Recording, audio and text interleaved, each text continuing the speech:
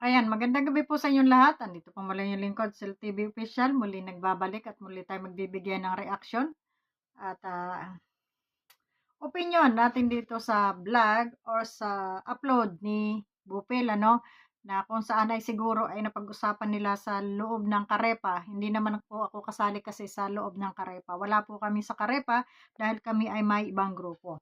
So, ang panawagan dito ay wag na raw reaksyonan at kailangan pa daw bang araw-arawin itong reaksyon kay Melanie. Unang-una po, para sa akin, hindi ko alam kung dun sa iba kasi ako minsan lang ako mag-reaksyon, no? At hindi si Melanie ang ating nire-reaksyonan, kung hindi itong si Rowena, no? Si Rowena ang ating nire-reaksyonan. Dahil kung hindi din naman mga epal-epal itong mga ito, ay hindi na ito mare-reaksyonan. Ngayon, ayaw pala nilang ma-reaksyonan itong si Melanie o itong si Rina, pero lagi nilang bukang bibig. Dapat pina-private na lang nila at hindi na sila naglalabas ng kung ano-ano mga kaikikan na impormasyon at lagi silang nakabanat sa mga reaktor. So, pakinggan nga natin si Bupil. Itong si Melanie, Mm. ito sa isang vlogger, kay Berador, no? Mm. Isang vlog, hindi po si Javier De Leon na president ng Karepa. Yan. Ito yung paglilinaw lang, no? Para sa lahat din ng mga nag-reaction kay Reyna, Isa na, marapat hindi bang pala ako kay Reyna araw-arawin nag-reaction. pa? Nasabi naman na siguro natin lahat-lahat ang ating gustong sabihin at ito ay nabanggit din ni Kuya Bal sa group chat ng Karepa na enough na. Huwag nang reaksyonan pa si Melanie at si Reyna, no? At wala na rin naman sa Kalingap. So, yun na nga, sabi ko, ang mga reaktor, lahat na may naipahayag na nasabi na yung sa group ng sa group nila yon at hindi sa aming group, no? Una-una po kasi, hindi naman kami hindi naman ako nag-reaction kay Rina at ang nire-reaction na natin ay itong si Melanie at itong mga alipores niya na walang ginawa kundi Rina, Rina, Rina. So ngayon, kung nare-reactionan man yan Rina nyo, ay kasalanan nitong mga ito. Sabihin man natin wala na sila sa Kalingap, wala na nga si Rina sa Kalingap, pero ang seste, pilit nilang binubuliglig ang Kalingap, no? Nitong mga reaktor na ito na kung saan ay tumangay dito kay Rina, no? So ayun, kung siguro ay hindi sila masyadong mabuka ang bibig, at hindi sila pasaring ng pasaring dito sa Kalingap or sa mga reaktor, ay walang magre-reaksyon sa kanila dahil hindi naman sila, kumbaga hindi naman sila kaimportanteng mga tao, no? Kaya lamang ang puro kahambugan kasi ang nangyayari. Kaya kung nadadrag man diyan ang pangalan ni Melanie, ay wag mong sisihin yung mga reaktor, ang sisihin mo ay yung ruinin mo. Dahil iyon ang ngaw-ngaw na ngaw-ngaw at kung ano-anong katangahan ang pinagsasasabi. So, yun, kung ano-anong kayabangan. Ayaw mo pala, Melanie, na ikaw ay ma-reaksyonan, ayaw mong ma-drag yung pangalan mo. Pagsabihan mo itong si Rowinim, ito magandang payo ko sa iyo, Pagsabihan mo ito si Rowinim na tigilan ang kapapasaring sa mga reaktor at tigilan ang paghanap-hanap ng pera kuno, pera ng Kalingap, kung nasa pera ni Rina, kung nasaan, kung ano-anong kaekika, no? So siguro mas magandang sipiran mo din, Ruinim, yung bunganga mo na hindi yung tawag nito. Pasaring kasi kayo ng pasaring no? Tapos puro kayo kasinungalingan. Ngayon, pag kayo na-reaksyonan, mga galit kayo. Gaya na lang. Dito basahin ko lang itong nag-comment dito Sabi nitong isang tanga na to, sabi ni username, fake account pa to Oy, pa-issue na naman siya para magka-views. Kahit di nakalingap si Rina, kino-content pa din dahil walang mai-content sa loob ng Kalingap. Wala raw mai-content sa loob ng Kalingap. Sa totoo lang, ang daming pwedeng i-content bubita, boba. Maraming pwedeng i-content sa loob ng Kalingap. Pero kaya kayo napapansin dahil kayo ay nagpapapansin. Kaya kayo ay nai-content. Pero kung hindi kayo mga paepal, hindi kayo papansinin, Kasi hindi naman masyadong importante yung inyong kinuhang no? O hindi naman siya kawalan, kumbaga. At saka hindi lang siya, ang puwedeng i-content napakarami, puwedeng i-content hindi na nga ako maka-content dun sa iba, 'no, kasi nga marami, 'no, kung sasabihin mong content lang at sasabihin mo ng walang views, sanay na kasi kami na wala naman kaming views talaga. Hindi kami nag-ano, sa views kung merong views, salamat, kung wala, salamat. Hindi kami gumagawa ng issue, hindi kami gumagawa ng kwento para lang magka-views. Nakikita niyo naman 'pag kami sumasagot, eh, nakadepende lamang sa inyong mga video, sa inyong mga vlog. Do'n lang kami kumukuha ng sagot, 'no? Hindi kami yung kagaya ninyo na nag-iimbento na magpapagawa ng ganito, tayo ng three-story house, bibili ng kotse, kukuha ng katulong, kukuha ng driver, et cetera, et cetera. So, hindi kami gano'n ka kagarapal, ano? At hindi kami gano'n kagarapal para, likom-likom mag-solicit at gamitin ang pangalan ng may pangalan. Hindi naman kami gano'n. Kahit ina-idolize namin yung mga angels diyan o kung sino pa man, hindi po kami nagso-solicit. Gaya sa grupo ng Danjoy, 'no? Ito, i-ano ko lang sa inyo, sa grupo ng Danjoy, may yan, mga sponsor yung nandiyan o may mga founder diyan. Pero walang nagso-solicit diyan. 'No? Walang nagsasabi na, "Oh, mag-aambag kayo dahil ibibigay natin dun." Sa gusto lang. Sa gusto niyo, walang pilitan, 'no? Sa gustong magpaabot, "Oh, ito may abot ako, pahanda natin ito para sa Danjoy," 'no? Walang walang solisitan ditong nangyayari, walang pilitan, 'di ba? Hindi kagaya ng grupo nitong mga ito na hanggang sa panglilimos diyan sa social media ay inyong ginagawa.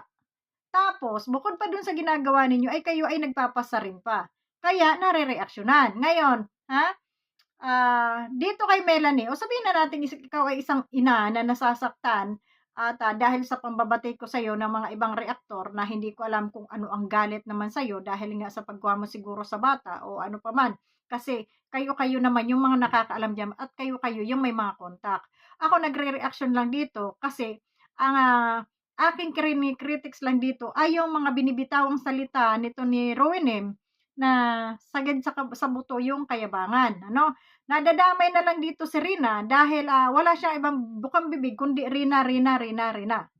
Ginagawang, kinakalakal yung anak mo dito, 'no?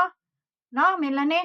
Ngayon, ang gawin mo, okay naman yung mag-post sila ng update kay Rina, "Oh, ito ganito, ganito." Pero yung mga ginagawa nila sa social media, sa tingin mo makatao pa ba yun? Ha? Yung wala ng ibang i-ano content kundi yung anak mo. Ipakilimos yung anak mo. So yun, kaya ka nasasabihan walang kwentang ina, walang pagmamahal sa anak dahil sa ginagawa nila, 'no? Ikaw yung nabubuweltahan. Kaya ang gawin mo, kunin mo yung anak mo, umuwi ka sa inyo at dun ka mag-vlog sa sarili mo. Gumawa ka ng channel mo, mag-vlog ka para sa sarili mong anak. Kumita ka man, at least baka suportahan ka pa ng mga reaktor at suportahan ka ng mga member ng Kalingap. 'No? Kasi alam nila na ikaw yung may hawak. Magkapera ka man, alam nila na ikaw ang makikinabang. Eh, dito sa mga ito, kagaya nito ni Rowenem, wala sa wisyo kung magsalita. Ang sabi niya, may lote na raw at nakapangalan na daw kay Rina na ito ay nagkakahalaga ng 100,000. Kaya ako nagtatanong, gaano kalaki yung 100,000 na lote? 50 square meter? Tapos patatayuan mo ng 3-story house?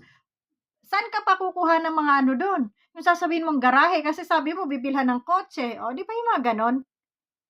Hmm. So, parang yung mga sinasabi niya ay hindi ka panipaniwala, 'no? Hangga't wala po tayong nakikitang ebidensya na kanilang ginawa, ay hindi po dapat paniwalaan yung kanyang mga sinasalita. Ang sinisilipan natin dito, ilang taon na sila nagso-solicit, 'di ba? Hmm, ilang taon na ba? Mag-isang taon na, eh. Hanggang ngayon wala pa rin yung sinasabi niya kaya kaya nadadamay dito si Melanie at nadadamay dito si Rina sa reaksyon ng mga reaktor na dahil dito sa mga wakwak na nanulot, 'no? Dahil kung ito man naman ay mga matitino, eh, sana tahimik yung mag-ina. Kung ito si Rina ay naandun lamang sa diet at, pinag-aaral ni Melanie, yung kanyang anak, nakikita natin ginagabayan niya, bakit ka ibabas? Bakit ka babatikusin? Pupurihin ka pa. Dahil sasabihin ng mga tao na mahal mo talaga yung anak mo dahil nasa poder mo. Hindi kung kani-kaninong tao na nakapalibot, nakaano, at doon nila binablog. So, ibig sabihin, ang tingin dito ng mga tao, parang binibinta mo yung anak mo, parang ganon. Kasi, kinuha mo sa kalingap, ang sabi mo, ikaw yung mag-aalaga. Yun yung sinisilip kasi ng mga viewers, no, ng tao, na sabi mo, ikaw ang mag-aalaga, pero, andun sa kung saan yung vlogger ipinapasama. Sabagay, ano mo na 'yan, kasi nanay ka, wala kaming pakialam kung anong gawin mo diyan sa anak mo. Pero 'wag mong asahan na walang masasabi sa'yo yung tao, may masasabi at masasabi talaga. May magki-critics sa inyo lalo na at itong nangwakwak, itong sabi ni Sangkay ay si Rowena Wakwak, ay hambog ng hambog diyan, yabang ng yabang. Oh, sabihin mo muna dito sa wakwak na 'to na, ilapag na munang lahat 'no, at saka na magyabang 'pag naandiyan na yung pabahay, 'pag naandiyan na lahat yung mga sinabi niya at, talagang 100% na magaling na si Rina 'no, yung mga gano'n, saka na siya magyabang 'no. Pero hangga't wala pang nailalapag, eh, 'wag munang magsalita, ha? Kaya kayo nababatikos, kaya kayo ay narereaksyonan ng dahil doon. So, yun lamang.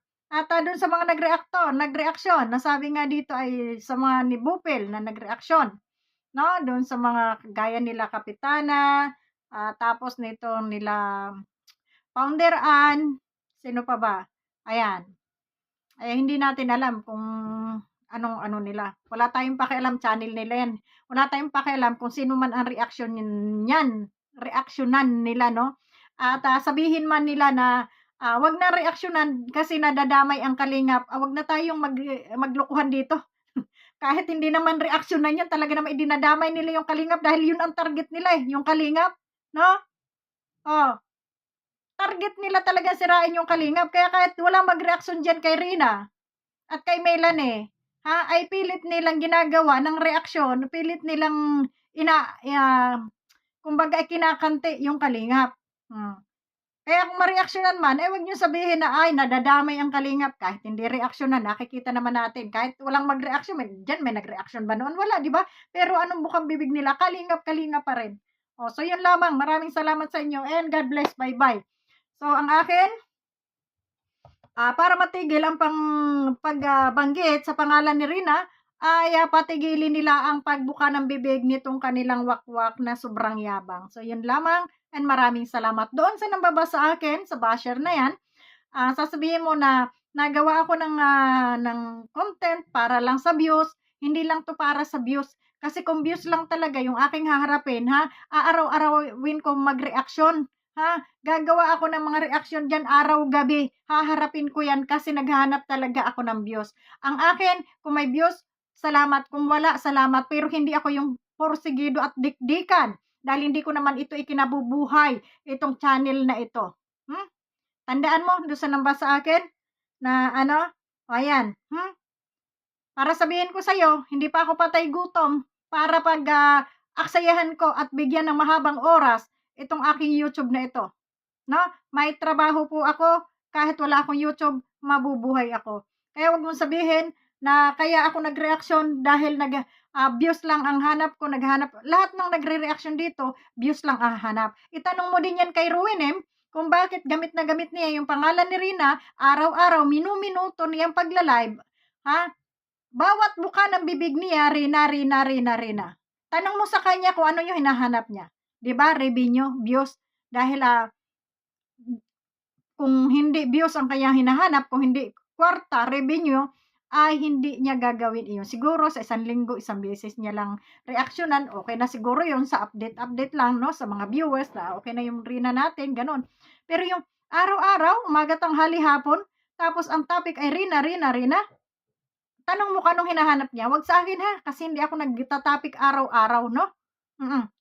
Ikaw na nag-comment ka, username, no? Tanong mo dun sa amo mong siraulo, no? Yun lang. Maraming salamat and bye-bye.